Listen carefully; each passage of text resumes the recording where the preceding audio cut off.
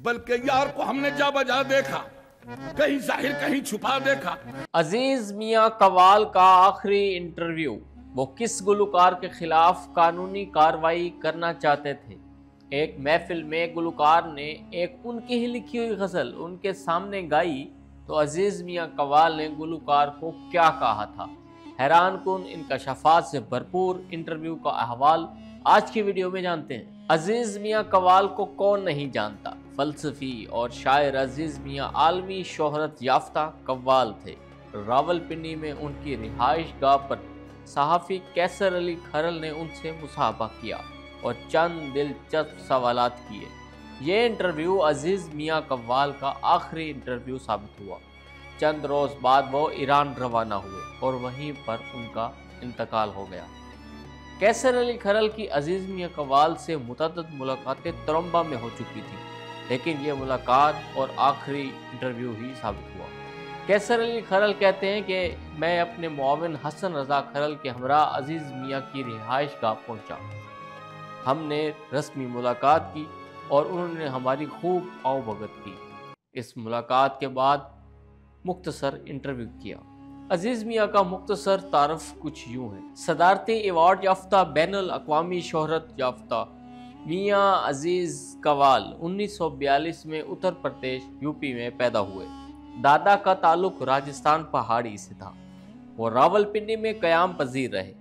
अजीज मियां कव्वाल इल्म के समंदर थे। उर्दू अदब में मास्टर डिग्री हासिल की। कदीम उर्दू अदब के अलावा फ़लसफ़ा जैसे अलूम पर भी दस्तरस्त। अलूम नजूम, इल्म फ़ल्कियात, बैनुल अक़वामी तहज़ीब व तमद्दुन, मज़ाहिब आलम, हदीस, कुरान, तारीख़, तफसीर और तसव्वुफ़ पर ख़ास लगाव और महारत थी।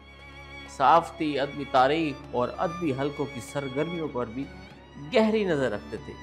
अजीज़ मियां ने शायरी का सफ़र 8वीं जमात से किया था। फ़न कवाली में अजीज़ मियां कवाल का अंदाज़ निराला था, उस पर मुकम्मल अबूर था। उन्हें कई अशआर अज़बर थे। मौका महल देखकर शेर को गिरा लगा देते थे। कव्वाली सुनकर सामीन पर वजद तारी हो जाता था, दिलों की कैफियत बदल जाती थी। उनको ये मर्तबा दाता की नगरी से हासिल हुआ। अजीज मियां कव्वाल ने पाकिस्तान के अलावा अरब अमीरात, बरतानिया, अमेरिका में भी अपने फ़न का मुजाहरा किया था। पाकिस्तान के ये वाहिद कव्वाल है जिनको हरम पाक काबा शरीफ के सामने महल्ला जयाद में अपने फ़न का मुजाहरा करने की सादत हासिल हुई थी। अजीज मियां जैसे कव्वाल सदियों बाद पैदा होते हैं। मज़ीद बरा वो स्कूल में मुशायरों में हिस्सा लेते थे और लाहौर के एक स्कूल में ही कव्वाल पार्टी से फ़न कव्वाली का आगाज़ किया। बादशाह दाता गंज बख्श के दरबार पर नातिया शार पढ़ते रहे। यूँ वो कव्वाली से मुस्तकिल वाबस्ता हो गए और 16 साल तक हर जुमेरात को दाता गंज बख्श के मज़ार पर जाते और अपने मखसूस अंदाज में बरगद के दरख्त के नीचे चादर बिछाकर हारमोनियम के सुरों पर अकेले नाते पढ़ते थे। नातों के बाद लाहौर में एक दोस्त के यहाँ गज़लों का सिलसिला चल पड़ा और यूं फ़न कव्वाली को अरूज हासिल हुआ। वो मेरे सामने बैठा था गैर को लेकर मैंने कभी कहा। यही वजह है अजीज मियां कव्वाल कहते थे, मुझे जो कुछ भी मिला लाहौर से मिला। 1970 की दहाई के आखिर तक अजीज मियां पाकिस्तान में एक मशहूर कव्वाल बन गए। अजीज मियां 4 दिहाइयों में 65 एल्बम से कलाम दुनिया भर में आम किया और एशिया में लंबी लंबी कव्वाली गाने के लिए तारीखी रिकॉर्ड कायम किया। हफ्त रोज़ा शहबाज वतन ने अजीज मियां कव्वाल से एक सवाल जवाब की नशिस्त में खसूसी इंटरव्यू किया, जिसमें उनकी ज़िंदगी के पुरअसरार पहलू के मुतालिक ऐसे सवाल दरियाफ्त किए। अजीज मियां कव्वाल से सवाल किया गया, आजकल एक पॉप सिंगर ग्रुप आपकी मशहूर ज़माना गज़ल तेरी सूरत निगाहों में फिरती रहे गाई है, क्या आपने उनको इजाज़त दी है? अगर आपने उनको इजाज़त दी है तो क्या आप उनके खिलाफ कार्रवाई करेंगे? अजीज़ मियां ने जवाब में बताया, देखिए जहाँ तक अखलाकियात का ताल्लुक़ है तो बाहैसियत फ़नकार उनको इजाज़त लेनी चाहिए थी। उन्होंने इजाज़त नहीं ली। मेरा कानूनी हक बनता है कि अदालत का दरवाज़ा खटखटाऊँ, मगर इस बात से पहले आपको एक वाक़या सुना दूँ। आपने आज वो प्यारा सवाल किया जो अभी इसका जवाब छपा नहीं, ना ही मेरे किसी साफ़ी दोस्त ने किया है। मुझे बेहद खुशी है कि आपने ये सवाल मुझसे किया। मेरा ये कलाम 35 साल पहले का है और अल्लाह का शुक्र है कि फिल बदी कहता हूँ। ये पूरी गज़ल अभी तक प्रिंट नहीं करवाई। اس پوری غزل کے دو مطلع ہیں، عوام الناس کو سنا دوں۔ دوسرا مطلع ذرا میں نے مشکل پسندی سے کیا تھا۔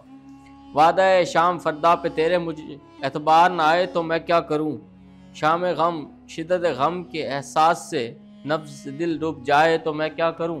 چونکہ یہ مشکل پسندی سے کام لیا تو میں نے غزل کا پہلا مطلع تیری صورت کہہ کر غزل کا آغاز کیا۔ ایک فنکار سے منسوب بڑا عجیب واقعہ ہے اور میں آپ کے اس سوال کے جواب میں بیان کروں۔ آپ جانتے ہیں کہ میرا تعلق محفل سما سے ہے۔ لاہور کا واقعہ ہے، ہزاروں کا مجمع تھا، مجھ سے بیشتر ایک فنکار وہاں اپنا فن مظاہرہ کر رہے تھے۔ میں نے چائے پینے کی غرض سے ساتھ کمرے میں بیٹھا تھا، ساؤنڈ سسٹم کافی اچھا تھا، آواز بہت صاف سنائی دے رہی تھی۔ اس فنکار نے جب یہ جان لیا کہ میاں صاحب آ گئے ہیں، میرا ہی کلام تیری صورت شروع کر دیا۔ جب اس نے اس کو پیش کیا، بجائے اس کے کہ لوگ اس کو داد سے نوازتے، وہ اشعار پڑھتا رہا، عوام پٹنگ کرتی رہی۔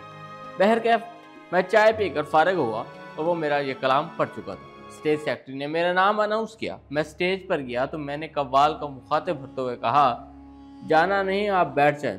میں نے مائک سامنے رکھا اور اپنا فن شروع کرنے سے پہلے عوام سے مخاطب ہوا اور میں نے کہا، کیا آپ جانتے ہیں میرے پاس نوٹ بک ہے، نہ کوئی کتاب اور نہ ہی کوئی کاپی ہے۔ تمام دنیا اس بات کا اعتراف کرتی ہے کہ عزیز میاں اپنا فن فی الودیف پیش کرتے ہیں۔ اس وقت میں نے وہی کلام پیش کیا، لوگوں نے روپوں کی بارش کر دی۔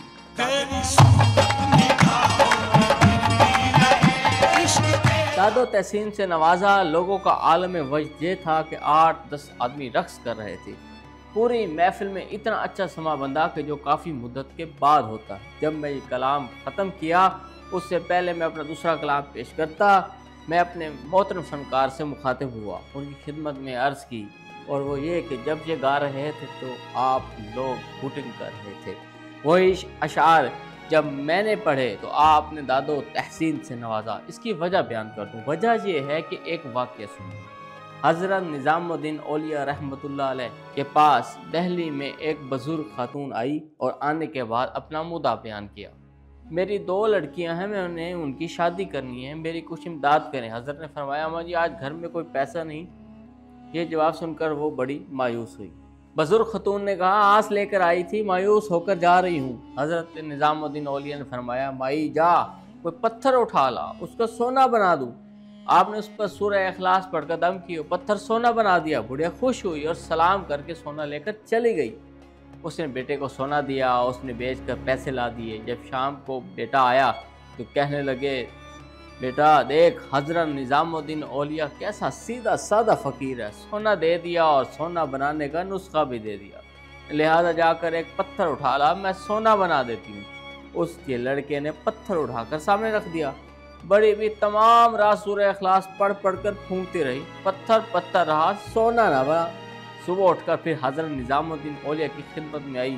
حضرت نظام الدین اولیاء روشن ضمیر تھے، مسکرائے اور کہنے لگے، کیا کچھ کم تھا؟ بڑی بی نے کہا، نہیں بیٹا، سونا تو اتنا دے دیا کہ 4 شادیاں ہو جائیں۔ میں اس وقت سونا لے کر نہیں آئی بلکہ اپنا مدعا بیان کرنے آئی ہوں۔ آپ نے فرمایا، کیا؟ کہنے لگی، بیٹا قرآن کی سورت تم نے پتھر پر پھونکی، سونا بن گئی۔ میں نے وہی سورت رات بھر پھونکتی رہی، پتھر سونا نہ بنا۔ بیٹا اس کی وجہ کیا ہے؟ حضرت نے فرمایا، اما قرآن تو وہ تھا لیکن زبان وہ نہ تھی، اس لیے میں اپنے فنکار دوست کو کہہ رہا ہوں، شعر تو پڑھ لو گے، زبان کا وہ اثر کہاں سے لاؤ گے؟ یہ تھا آپ کے اس سوال کا جواب۔ لوگ ہزاروں شعر پڑھتے ہیں، یہاں گھر کی کھیتی ہے، فصل اور اگاتی ہے، چلو فائدہ ہو جاتا ہے، ان کا کیا وکیل کروں، لیکن اگر کوئی ایک کلام کی شکل بگاڑ کر پیش کرے تو افسوس تو ہوتا ہے۔ پاکستان کے نامور قوال عزیز میاں ایران کے شہر تہران میں 6 دسمبر 2000 کو وفات پائے۔ حکومت پاکستان نے ان کی خدمت کے اعتراف میں انہیں صدارتی تمغہ برائے حسن کارکردگی عطا کیا تھا۔ وہ ملتان میں آسودہ خاک ہیں۔ عزیز میاں قوال کو گزرے ہوئے 2 دہائیاں ہو چکی، لیکن ان جیسا قوال دنیا میں پیدا نہیں ہوا۔ وہ آج بھی مداحوں کے دلوں میں زندہ اور جاوید ہیں۔